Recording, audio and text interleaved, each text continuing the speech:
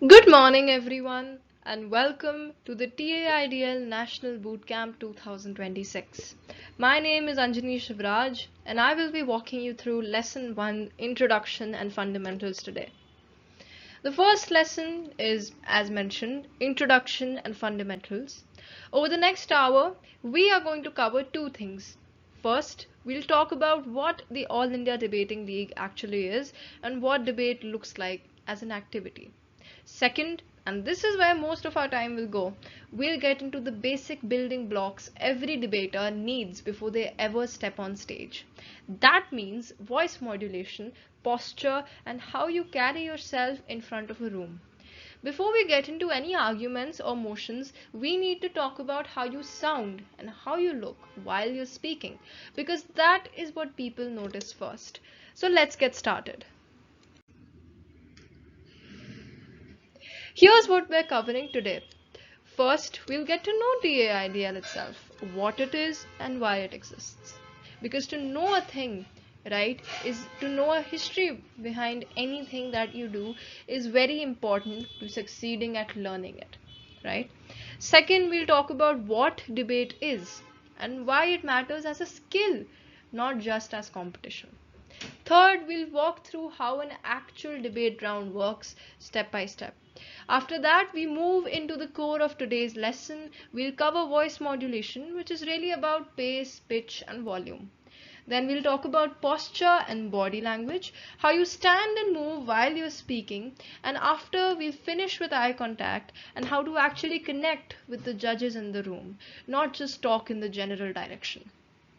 Or, as many people have advised me during my formative years of debating, just look at a random dot at the wall. But we know that that never works. Keep this order in your head because everything we cover today builds towards one goal, helping you deliver your ideas in a way that actually lands. So, let's start with the basics. TAIDL stands for the All India Debating League.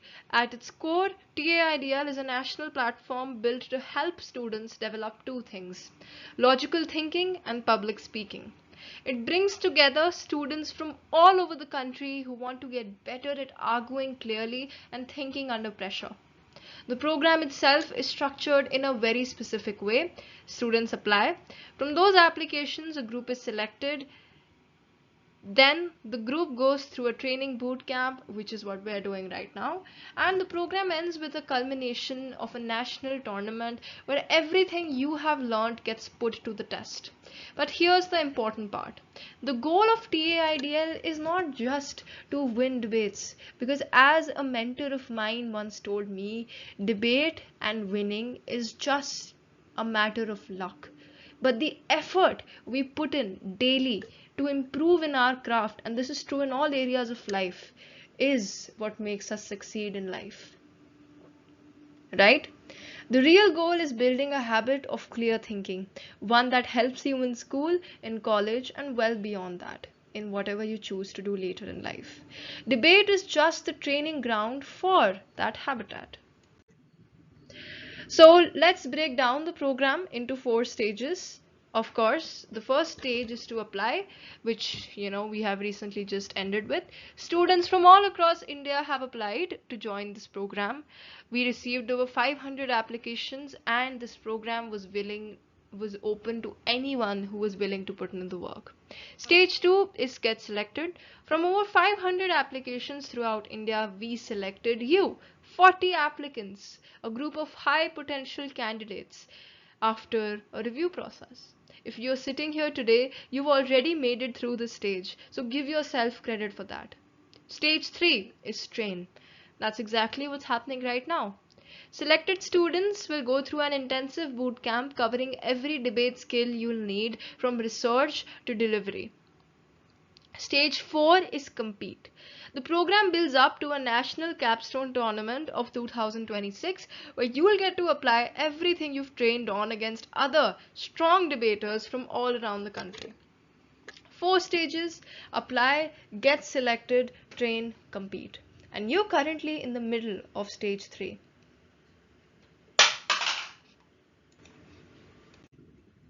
So, why does this program matter? Why have I asked you to dedicate 8 to 10 hours of your precious high school life to this? Well, let's look at the bigger picture. First, you get to work on real world issues, not just textbook topics. The motions you'll debate, right? Cover economics, technology, ethics, and policy, the kinds of questions that actually shape the world around you. Second, you're training alongside other high potential students from across the country. That matters more than it might seem. When you're surrounded by people who are also pushing themselves, it forces you to think harder and grow faster than you would on your own. Third, this isn't random practice. You're getting structured coaching, a curriculum that's been built specifically to sharpen individual skills step by step, which is exactly what we are doing today with voice and posture. Fourth, you get a national stage. The TAIDL National Capstone Tournament of 2026 is your chance to test what you've already learned in front of real judges, real world, not just your classmates. And here's the part that matters long after the tournament ends. The skills you build here, clear thinking, calm delivery, and confident speaking, carry over directly into school presentations, college interviews, and whatever career path and even personal path you choose later. This is bigger than a debate. But before that, let's define debate itself because we will be using this word a lot today. Debate is a structured argument between two sides on a given topic, which we call a motion. One side argues in support of the motion, the other side argues against it. Neither side gets to choose randomly what they believe, they argue the side they're assigned. Each speaker gets a fixed amount of time to make their case. During that time, they're expected to use logic, evidence, and examples, not just opinions. After the main speeches are done, speakers get a short window to respond directly to what the other side has said. That's called a rebuttal, and it's often where the sharpest thinking in a debate happens because you don't get to prepare. Finally, a panel of judges listens to both sides and decides which team argued their case more convincingly. Not which side happened to be right in some absolute sense, but which side made the stronger case in that room on that day. Why do we debate? You might be wondering why any of this matters beyond just winning a trophy, right? Beyond just, a parliamentary stage or something political in nature. Let's talk about the actual skills debate builds because these are the reasons this activity exists in the first place. Critical thinking. You learn to break down complex issues and spot weak logic both in your own arguments and in the other side's. Public speaking. You learn to speak clearly and confidently in front of other people, which is a skill most people never get comfortable with. Active listening. You learn to listen closely so that you can respond to the arguments actually being made in the room, not the arguments you imagine the other side would make. Teamwork, which I believe is one of the most important skills. You learn to build a case together with a partner and support each other under pressure, especially when things are not going your way. And most importantly, confidence. You learn to stay calm and keep thinking clearly even when you're being directly challenged in front of a room. Fair judgment. You learn to look at yourself from a completely unbiased perspective. You learn to look at an issue from more than one side before you settle on an opinion, which is a habit that's rare and valuable in today's day and age.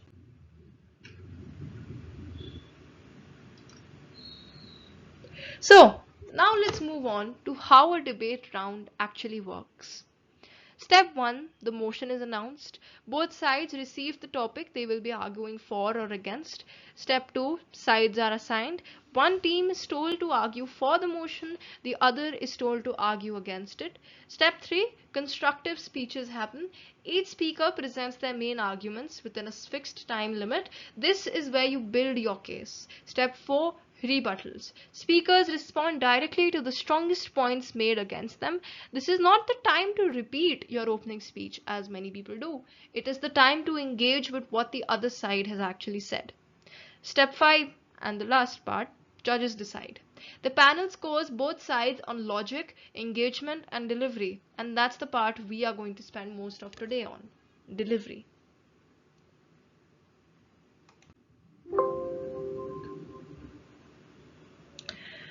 So, now that we have covered the background, let's get down to the important part. Here's the key idea. Before we can actually win an argument, right, we need to be heard, trusted, and understood, right? And that comes from delivery, not just from content. You could have had the smartest argument in the room and it still won't land if nobody can follow how you're saying it. I'm sure a lot of you guys have seen quote unquote geeks in your class who have gifted brains, gifted, analytical and mathematical skills, but where they lack is presentation. Where they lack is the ability to put their thoughts and articulate them in front of a crowd without feeling anxious. And that is exactly what we are going to learn today. Because whether you plan on becoming a scientist or whether you plan on becoming a designer or even a sportsman, this skill of communicating what is inside your head in a clear and concise manner will help you in every aspect of your life. Today we are going to cover 8 specific skills: how to use your voice, meaning your pace, pitch and volume, how to stand and move with confidence, how to use eye contact to connect with the room and with the judges specifically, how to speak directly to judges to make a single point really land, how to use the opponent's own arguments against them, how to turn cold numbers into human stories that people remember, how to anchor your entire speech in one clear value, and how to use pauses, smiles, and your own natural personality instead of a fake or a performative version of yourself. That's a lot to cover, I will admit, but every one of these skills connects to the others. So by the end of today, it should feel like one complete toolkit, not 8 separate ideas. So let's move on to the next slide. Why delivery matters as much as content. Let's slow down on this point because it is, I'll be honest with you, the foundation for everything else we are going to talk about today. Even the strongest argument can fail if it's delivered in a flat, nervous, or rushed way. Think about that for a second. You could write the best case in the entire tournament, and if you deliver it in a shaky monotone, it might lose to a weaker argument delivered with confidence and control. But why does this happen? Why? Because at the end of the day, debate is about argument, right? Debate is about setting yourself, is about speaking facts. So why should this exist in the first place? Because judges are people. They remember how a speech made them feel, not only the fact sitting inside it, right?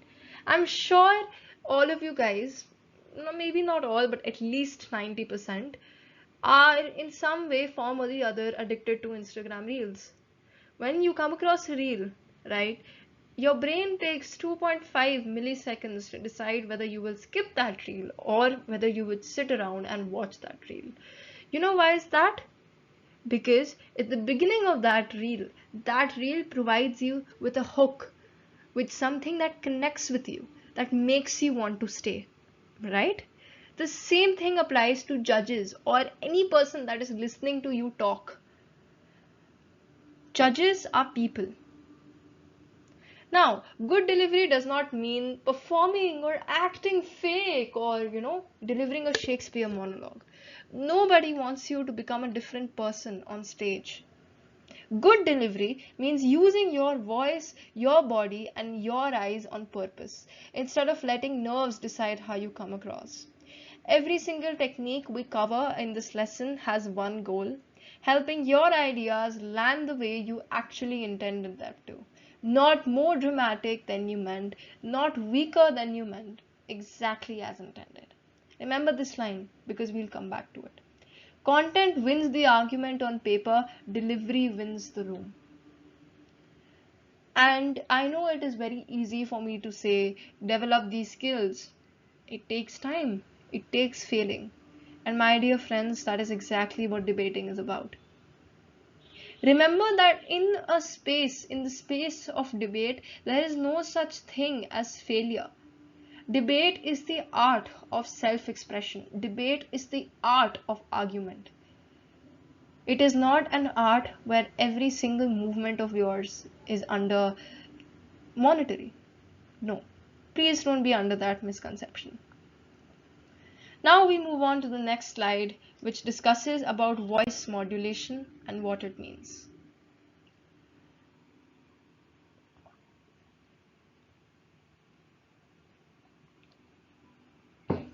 Let's get into our first major skill, voice modulation. Voice modulation, in simple terms, means changing your pace, pitch, and volume on purpose, instead of speaking in one flat tone from your first word to your last. Here's why this matters. A flat, unchanging voice makes even a strong argument sound boring and easy to ignore.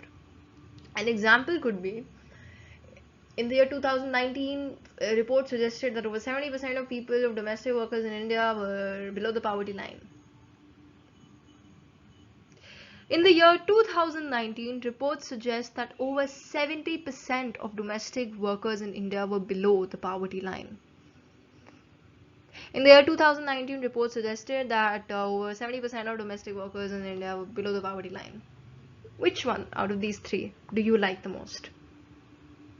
People tune out a flat voice within seconds, no matter how good the content is. In the year 2019, reports suggest that over 70% of domestic workers in India were below the poverty line. On the other hand, a modulated voice tells the listener which part of your speech matters the most. It's like, underlining your own key points. I'm sure a lot of you guys are in school. Most all of you guys are in school. You guys must take notes, right? In your science periods, in your social science periods. When you do that, right, your teacher or you often underline the key points. This is exactly what I want you to start doing. When you start speaking, right, or when you have a general draft, right, a general overview of what it is that you want to start speaking of, do think and be aware of the fact which are the most important words of your speech, 2 or 3 in every sentence. Which words in your speech are the most important in relation to the topic, right? It's like you indirectly telling the crowd what is important without directly feeding it and screaming it to them. Human psychology says that the human being hates being directly marketed to. If I come up to you today and I'm like, oh, buy me this, buy this for this, buy this for this, you will never be interested. But if I subtly imply something which makes you think about something, that is when you would be actually interested, right? Now, over the next few slides, we will be breaking down voice modulation into 3 separate parts: pace, pitch and tone and volume, and then we'll add a fourth tool on top of that, which is the pause. Here's the good news: none of this requires you to develop a different personality or copy someone else's speaking style. It only requires control over a voice you already have. You already own every tool we're about to describe. We're just going to teach you how to use them on purpose. Voice modulation, part 1 of 3, pace. Let us start with pace, which is how fast or slow you speak. First, slow down. Slow your pace for your most important points. I have seen many students who talk very fast, who eat up their words as they talk very fast. I don't know what he's saying, he's talking very fast. Slow down. Your most important points, your key facts, and your final lines should always be slowed down. Why? Because this gives the judges time to actually absorb what you just said instead of rushing past it before it registers. In the year 2019, reports suggested that over 70% of domestic workers were below the poverty line. In the year 2017, reports suggested that over 70% of domestic workers were below the poverty line. In the year 2019, reports suggested that over 70% of domestic workers in India were below the poverty line. Second, you can speed up briefly.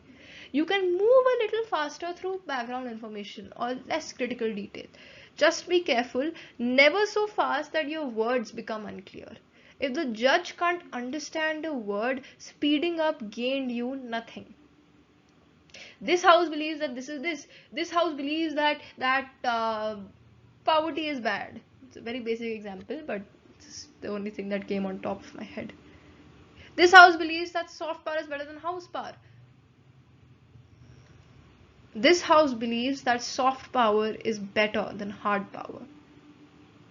Whenever you speak, right, make sure, and this is true not even in debate, in general speaking, make sure you don't eat up your words. Make sure every single word that is being said by you is clear and concise, right? Third, and this is the rule that ties it together, never lock into one steady speed for the entire speech. Here's something people miss. Even a fast pace or a slow pace becomes tiring to listen to if it never changes. The goal isn't fast or slow, the goal is movement between the two on purpose. So, as a quick summary, slow down for what matters the most, speed up briefly for the background, and never let your pace sit still for the whole speech. Next, we come to pitch and tone, which are related but not identical. Pitch, by definition, is how high or low your voice sounds. Tone is the feeling your voice carries underneath the words. Here's how to use them. Lower your pitch and firm up your tone when you want to sound serious, certain, and in control, especially during your strongest arguments. Right? This is your I mean exactly what I'm saying voice. Right? When you want to set the stage, set the mood that you know what you're talking, you use a lower pitch. Raise your pitch slightly and add energy when you want to show urgency, excitement, or passion about a point. Suppose you're talking about, a new government scheme that has had a very bad impact. Are we saying that this has caused this? Is this what we meant to say? Right? This is you need to pay attention right now, boys. But just be aware, don't make sure you don't go too high, because when you go too high, it sounds a little bit off-putting, right? The key skill here is matching your tone to the content, right? Because see, the key to good delivery, right, is making sure that what comes out is related to what is inside, because that connection, right, that connection between these two things is what sets a good impression, is what makes you look like a confident individual, right? A line about human suffering should not be delivered in the same tone as, say, a line about statistics, right? समझ आ रहा है, right? If you deliver both in the same flat factual tone, you're sending the wrong signal about which one is actually mattering the most to you, right? And just like with pace, avoid staying in one pitch for the entire speech. This is one of the fastest ways to lose the judge's attention, because a single unchanging pitch, high or low, starts to sound like background noise after a while. Right? Now we come to the next tool, which is volume. The third tool is volume, and this one is simple, but I feel it is often ignored. First, speak loud enough that someone in the last row of the room can hear you clearly. I have seen many students in my debating career. Many of them have, well, amazingly structured arguments. They have such good potential, but where they lack is the ability to raise their voice. I'm sure a lot of you guys would naturally speak in a very low tone, right? But I want you guys to step out of your comfort zone and start practicing and start letting go of the fear, right? That is often accompanied with the act of raising your voice, right? Your voice is your power. Your voice is yours. The power of your voice is one that can never be defeated, right? So whenever you speak, I want you guys to all start doing this, regardless of whether it's just a common discussion with your family, with your friends in school, right? I don't want you to start speaking like, you know, Dr. B.R. Ambedkar or Shashi Tharoor. No, you don't need to do that. But talk like you're setting a precedent. Try to be loud. Do not be afraid to be loud, because do remember that at the end of the day, you look at all your history textbooks. The people who have made a mark in this world are the people who dared to be loud. So if you feel that you want to say something, my dear friends, never be afraid. That fear that all of you have in your hearts, which tells you that what you say or what you think of is not going to be perceived as well, that people are going to make fun of you, let it go, because this is an act of self-expression. This is an act of feeling your own ability, right? So I hope that is understood. So lower your voice slightly for serious or emotional points. This might feel counterintuitive, but a quieter, controlled voice can actually feel more powerful than a loud one. What this does is that it pulls people in rather than just pushing them, right? Thirdly, raise your volume for moments that need your focus or urgency, right? As I mentioned before, is this for this? But use this sparingly. If you're too loud all the time, loud just makes the judges think that you're trying too hard. Save it so that when you do use it, it actually lands. And finally, here's some practical advice. Test your volume before you begin if you're able to. Ask someone sitting at the back of the room if they can hear you comfortably. Don't guess, check. If you don't have a person to verify the way you speak, get a recorder on your phone, a voice recorder, speak and then listen to how you sound like. Right? Now we come to the next slide, which is, I believe, one of the most important things. When I was a child, one of my science tutors told me that in the world of space and time, darkness is very important for the light to show. The same thing applies here. The pauses, the silence is important for the voice to be heard. First, pause for a moment before you make an important point. This builds anticipation. If this is this, then is that this? It signals to the room without saying a word that something worth hearing is about to come. Second, pause again right after you make that point. This gives it space to actually sink in instead of you rushing straight into your next idea and burning what you just said, the way some people speak. Here's the mindset shift you need to make. A pause is not empty space, it is not dead air or a mistake. It is one of the strongest tools you have to control the room's attention. Silence used on purpose is, like I already said, loud in its own way. And also, there is a very big practical bonus here. Using pauses instead of filler words like or so, right? A lot of you guys must do this, right? I want all of you, whenever you feel any kind of hesitation when you're speaking, कि ये तो मुझे ये लगता है कि pause. You don't need to speak. Pause. It's okay. You don't have a train to catch. Pause. Take it slowly. Hesitation and filler words like I don't know, you remove these words from your vocabulary. They make you sound underconfident, they make you sound informal, and they remove your ability to speak coherently over time. If you feel the urge to fill silence with a sound, resist it and stay silent instead. A clean pause looks confident, a string of ums does not.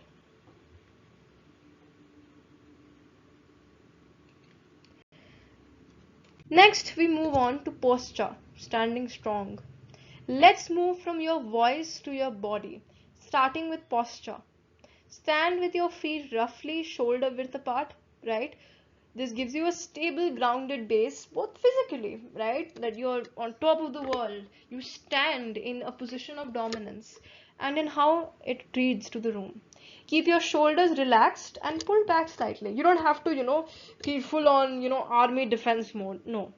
Avoid rounding them forward or hunching, which reads as nervous or closed off, even if that's not how you're actually feeling. Balance your weight evenly on both feet instead of shifting or swaying from side to side. Swaying is one of the most common nervous habits, and judges notice it even when they are not consciously looking for it. Avoid at any costs slouching. Avoid leaning heavily on the podium and avoid crossing your legs while you speak. Each of these small habits chip away at how.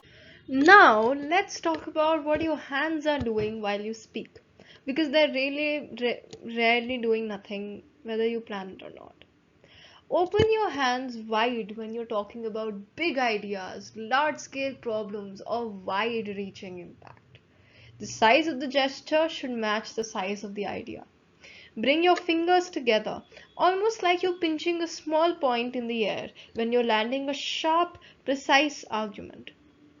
This visually signals precision, the same way your voice does when you lower your pitch at a key point. Avoid hiding your hands behind the podium and avoid keeping your arms stiff at your sides for the entire speech. Both of these read as nervous, even when you're actually calm underneath. Avoid crossing your arms. It can make you look closed off or defensive, even if you don't feel that way at all. Body language gets read whether or not it reflects what's actually going on inside you. So it's worth managing on purpose. The overall rule is this: let your gestures match your words. A big gesture on a small point, a small gesture on a big point is more distracting than using no gesture at all.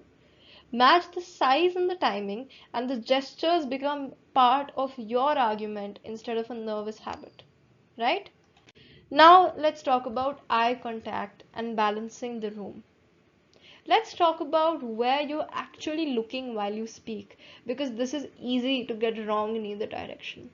Split your eye contact between the general audience, right? Both left to right. And when you're doing that, right, I want you to look at one member of the audience, right? Divide the stage or the full crowd into three areas: the left, center, and right. In the left, you look at one person, lock your eyes into whatever random person you see, right? Because when you look at that person, when you look into the eyes of one singular person, the other members behind them start feeling you looking at them, and that makes them feel intimidated. That this person has enough confidence to look at you straight in the eyes. Because when you look at a person with eye contact, that is the biggest sign of confidence. In your personal life, right, I want you to start doing this. Whenever you start speaking, do not be afraid. Look at the person in their eyes, right? When you're looking at the audience, look at them the way you would look at a friend you're trusting with a secret. That mental image matters because it keeps you relaxed and natural instead of stiff and performative. Save your most direct, sustained eye contact with the head judge for your most important moments, your main facts, your quotes, and your final lines. This is how you make sure that the person scoring you actually feels the weight of your strongest material. And avoid staring at your notes, the ceiling, or a fixed spot in the room for long stretches of time. Any of these, they read as disconnection, even if your content is very, very strong. Right? Now we come to the next slide: speaking directly to the judges. Here's a focus technique that combines everything we've covered so far: voice, pause, and eye contact into a single moment. Include one question in your speech that is meant only for the judges, not the general audience. This should be a deliberate, planned moment, not something you improvise on the spot. Pause for about 1 second before you ask it to signal that something different is about to happen. That short pause is what separates this question from the rest of your speech. Lower your voice to a serious, steady tone as you ask the question. This is exactly the pitch and the tone technique we discussed earlier, applied at a specific chosen moment, right? And do not look away from the judges until you finish the full sentence. Breaking eye contact halfway through breaks that effect completely, right? Here's an example line you could use in a speech that about systems and fairness. Is a system that hurts the weak truly good for society? Notice how short and direct that question is. You're not building a whole new argument here. You're landing one sharp idea directly on the judges, right? Is a system that hurts the weak truly good for society? Right? Next, we move on to this is very underrated, and this is something that makes you from a good debater to an exceptional debater. And this applies one of the skills that we talked about in the beginning of this lecture, which is about listening. Turning the opponent's arguments against them. The next skill depends on something we mentioned earlier, active listening. Let's build on that now. Do not simply read your prepared speech word for word, no matter what the other side says. Listen closely to what the other side actually argues, because their words are raw material you can use. Use the opponent's own logic to work against their case, instead of only presenting your own separate points as if they were never spoken. This is far more persuasive than two teams simply talking past each other, right? Here's an example. If you're opposing the motion and the other side is focused on efficiency, you can turn that frame into a concern about surveillance and control. You are not ignoring their point. You're taking their own word, their own efficiency, and showing the room the darkest side, right? Here's a second example. If you're supporting the motion and the other side is focused on safety nets, right, you can turn that same focus into a concern about how cash-based systems can allow corruption to leak through. Again, you're using their chosen frame, safety, and showing it where it breaks down. This technique shows the judges you were actually listening, not just performing a script you mentioned the night before, right? Next, we move on to turning the numbers into human stories. I'll give you an example of, say, a cricketer or a footballer, right? When we see their documentaries, we very rarely told about the techniques, or we don't really care about the techniques, the way they used to practice. No, the first thing that makes us connected to them is their emotional path, their hard work, their backstory. That is what makes us connected to that individual. Same way, let's talk about how to handle statistics, because raw numbers are one of the easiest things to get wrong in a speech. Raw statistics sound cold and distant if you simply list them and move on. A judge hears a number, nods, and forgets it 30 seconds later. The fix is simple. Immediately after stating a number, explain what it actually means for a real person's daily life. Here's an example.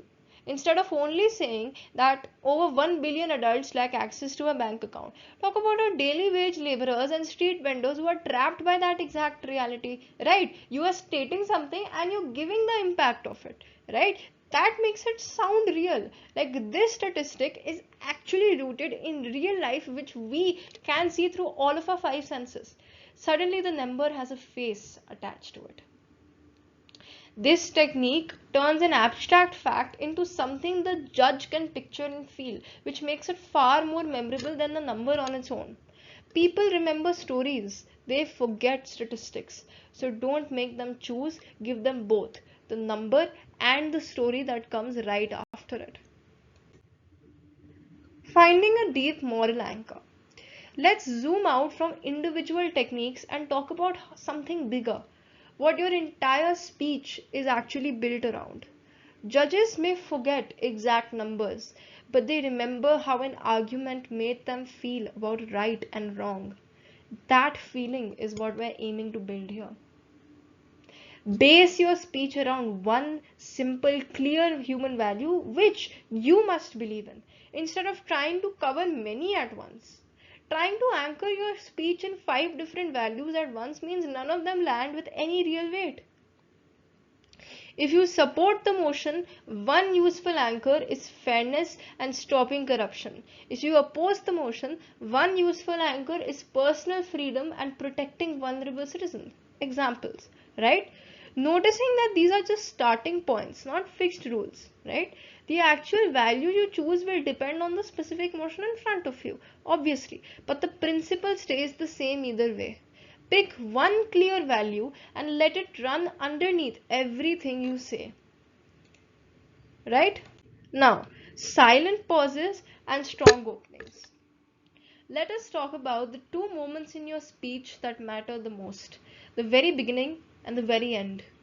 Never open your speech with a boring line like, "Today I am going to talk about," this wastes your strongest moment, or the first few seconds when the room is the most alert and paying attention to you.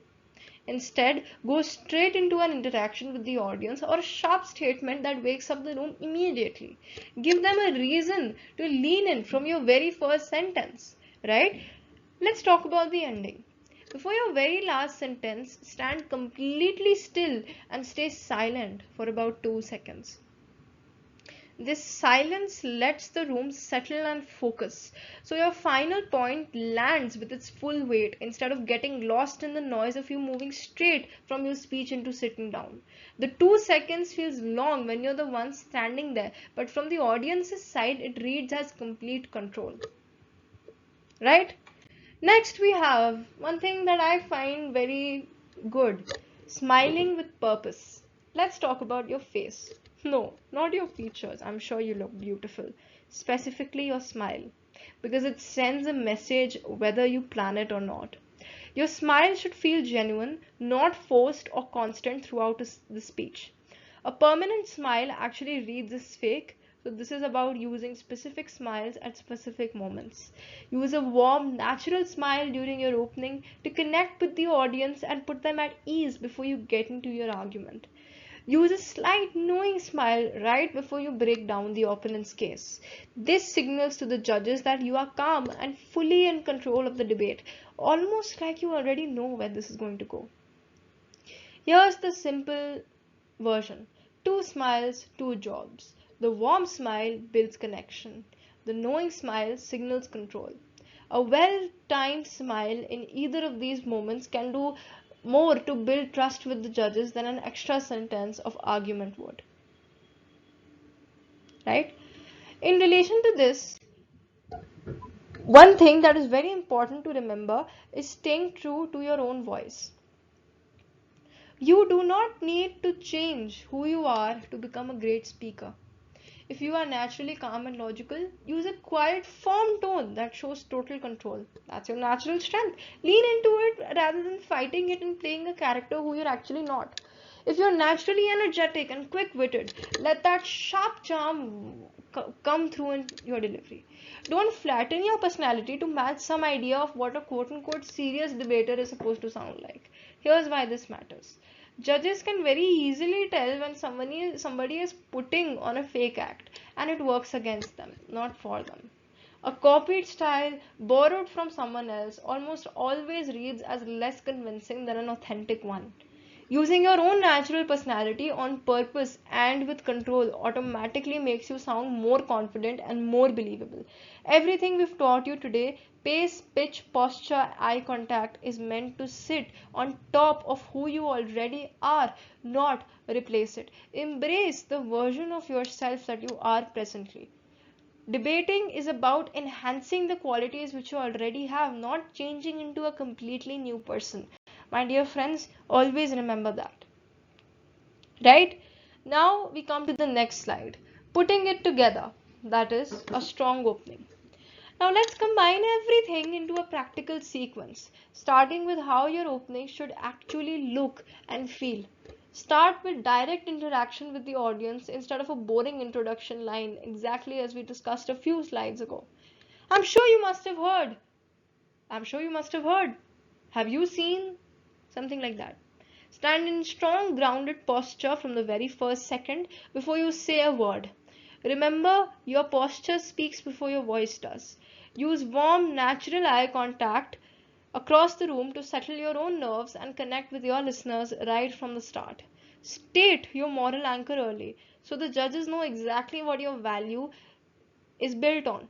Don't make them wait until your final line to find out what you actually stand for, because that is quite frankly a little stupid, right? Use a steady, controlled pace. Do not rush your first lines out of nervous energy, which is one of the most common mistakes new debaters make. Slow down on purpose, especially at the start. Now let's do the same thing for your closing, since a strong opening deserves an equally strong ending. Return to a human story or example that connects back to your moral anchor. This creates a sense of completeness. The judge feels like your speech comes full circle. Slow your pace and lower your volume slightly to signal that you are reaching your most important point. This is the pace and volume control we practiced earlier, applied right at the end. Stand completely still and pause for about 2 seconds right before your final line, exactly as we covered a few slides back. Deliver your final line with direct eye contact on the head judge and a calm, controlled tone. And remember this rule above all: end on a value, not a statistic. Judges remember how the ending made them feel, so give them a feeling to walk away with, not just a fact. Now, let us run through everything we've covered today as one simple checklist. You can use this to prepare before every future speech of yours. 1. Balance eye contact between the room and the panel. 2. Speak directly to judges with one focused question. 3. Turn the opponent's own arguments against them. 4. Change numbers into human stories. 5. Find one deep moral anchor for your speech. 6. Use silent pauses and skip the boring opening. 7. Smile with purpose, not by habit. 8. Use natural body language, open hands, relaxed shoulders. 9. Please stay true to your own voice and personality. 9 items. Notice that none of these are about what you argue, they are all about how you deliver it. That is exactly what today's lesson was about. Now, practice exercise for today. Theory is only useful once you've already practiced it. So let's turn what we have covered into action right now. Here's the exercise. Pick any simple topic and prepare a 1-minute speech on the spot. Nothing complicated, just something you can talk about comfortably. In that 1 minute, use at least 3 techniques from today. For example, a pause before your key point, one direct question to the judge, and a strong closing line.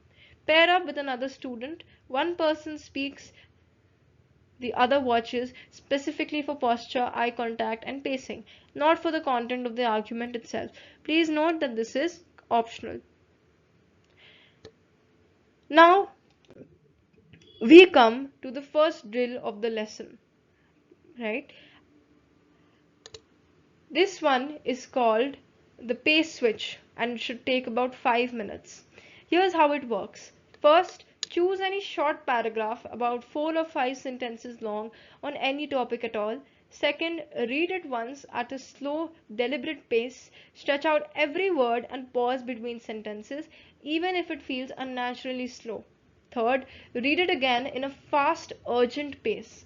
Keep every word clear enough to understand. Speed is not an excuse for mumbling. Fourth, read it a third time at a natural, varied pace. Slow down for the most important sentence in the paragraph and move briskly through the rest. Fifth, if you're able to record all 3 recordings, record and listen to them back. Notice which version actually held your attention as a listener. Here's a sample paragraph you can use, right?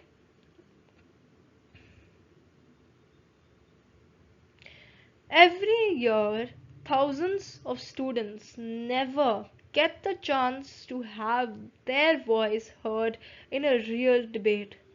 TAIDL exists to change that. When you step on a stage, you are not just presenting an argument, you are proving that your ideas are worth hearing. Every year, thousands of students never get the chance to have their voice heard in real debate. TA Ideal exists to change that. When you step on a stage, you are not just presenting an argument, you are proving that your ideas are worth hearing. Every year, thousands of students never get the chance to have their voice heard in a real debate. TA Ideal exists to change that. When you step on a stage, you are not just presenting an argument, you are proving that your ideas are worth hearing. Go ahead, pause this video and try it now. 5 minutes on the clock. Next, we move on to the second drill, posture and body language, the mirror check. Our second drill is called the mirror check. It runs for 2 minutes across 3 rounds. Here's the process. First, stand in front of a mirror and set a timer for 2 minutes. Second, set your base posture, feet shoulder width apart, shoulders back, weight even on both feet, exactly as we practiced earlier. Third, say the sample line below out loud, pairing the big idea with open hands and the sharp point with your fingers brought together, exactly the gesture technique we covered. Fourth, hold eye contact with your own reflection during the line as if it were the head judge sitting right there. Fifth, reset and repeat 2 more times, correcting any slouching, crossed arms or hidden hands each round. Here's the sample line to practice with. This is not a policy failure. This is a human one. Open your hands on the words policy failure and bring your fingers together on the words human one. Find a mirror or use your phone camera if there are no mirrors nearby and give this a try now. Next, we move on to the last drill, speak directly to the judges. Our third and final drill is called the judge moment, and you'll repeat this one 5 times. Here's how it works. First, write one line for your speech that ends in a direct question aimed only at the judges. Second, set up an empty chair or any object nearby to represent the head judge. Third, deliver a few lines leading up to your question at the normal pace and tone, just like you would in a real speech. Fourth, right before the question, pause completely for 1 full second and lower your voice, exactly the technique we covered a few slides ago. Fifth, ask the question while holding steady eye contact on the chair until you finish the entire sentence, no looking away early. Here's a sample question you can use to practice. We have heard the numbers, we have heard the policies, so I ask you directly, is a system that Okay, my bad. It's okay. Everyone fumbles. We have heard the numbers. We have heard the policies. So I ask you directly, is a system that protects profits over people something we should defend? And like I said, everyone makes mistakes. Even I, right now in front of you, made a very big mistake when I was speaking. So if you mumble, if you fumble, if you lose your chain of thought, it is completely fine. Start over again. Keep on practicing. Right? Now, that is lesson 1. Let's close out today by recapping everything you know now. You know what TA ideal is and what debate actually trains you to do beyond just winning rounds. You know how a debate round is structured from the motion being announced all the way through the judge's final decision. You have a full toolkit for delivery, pace, pitch, volume, pauses, posture, gesture, eye contact and expression. That's 8 separate tools and they all work together. And you have the technique for content that actually connects, turning arguments back on your opponents, humanizing numbers with real stories, and anchoring your speech in one clear value instead of scattering across many. That's it for lesson 1. Please complete the assignments which have been given to you. Thank you all for your focus today, and I'll see you at our next session. Thank you so much.